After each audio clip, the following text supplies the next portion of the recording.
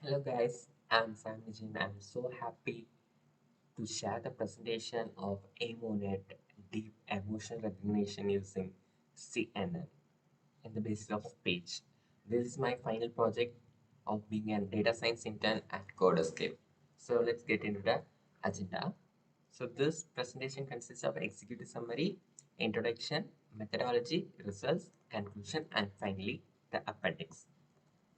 The dataset that I have used is in the format of WAV, which is the audio file format.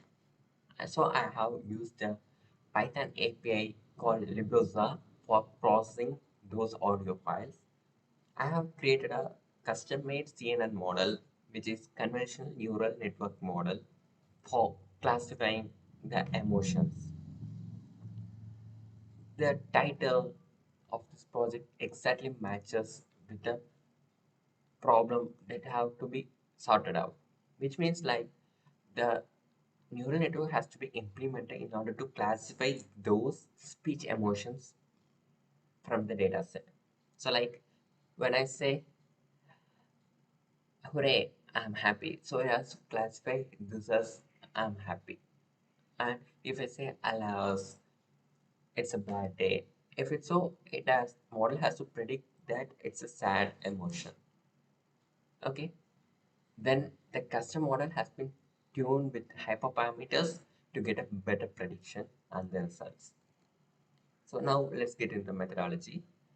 The first, the main part is to collect the data. The data set has been collected from the Kaggle, where the link is been shown here. You can go and check through this. I have used the Cremody dataset. Then data pre-processing. Data pre-processing is very important in every project. So the pre-processing like noise adding, stretching, shifting, and pitch updating has been used.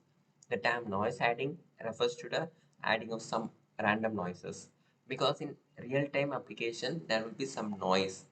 So the system has to be perform well even though if there is a background noise, not with the exact thing that the speech only has. Then the process of stretching. Stretching refers to increasing the time or decreasing the time of the speech. Like it can fast forward or else it can slow down. In this process, we have slow down the process. Okay. So like if there is around 1 second and we have reduced the time. Okay. Next, shifting. Shifting refers to updating the frequency and the pitch based on the requirement. Then the pitch updation. The pitch updation terms refers to updating the pitch. Like if the pitch is not well enough, then we will be updating the pitch so that the system can identify the voice very easily. And then these features are get extracted to a CSV file which is called as comma separated values and is stored. This is a sample wave plot as well as a spectrogram for the emotion fear. So whenever the person gets fear, he or she may use to give some amplitude based on this. Then this is the custom-made model summary. So I have made a input layer with 162 cross 1 size, which contains a single channel. Then I have used the conventional 1D because there is only a single channel. Then the max pooling with a kernel size of 5.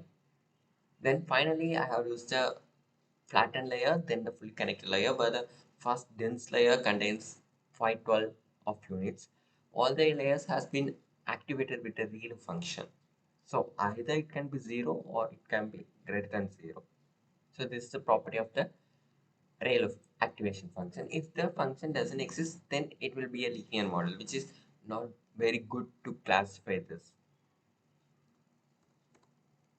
Then the result. So based on the analysis and the prediction, have gained some results, which will be discussed now. So the accuracy versus loss plot. So by this, we can see that the accuracy is near to 100 and the loss is near to 0.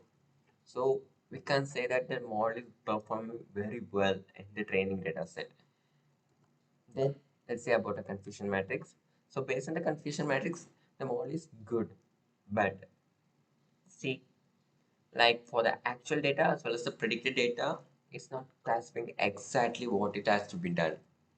But the thing it is being done is like it's classifying most of the data to be correct and some of the data to be wrong, because the confusion matrix is made from the validation set, which is not been shown to the training data. So this occurs. So here a condition occurs is called overfitting, which means the model could perform better in training data, but not in the testing data. So it has to be overcome in the future updates. Next, the conclusion. The model is being tuned with good hyperparameters, and the baseline was found to be 1 e raised to minus 5. And this model has to be re-updated and retrained with better hyperparameters and good data set in order to get a better fit, not the overfit or the underfit. And you can see the notebook file of this project in this link. Next, finally, thank you. Once again, I would like to thank CODERS for providing me this wonderful opportunity to work as a data science intern for a month. So thank you.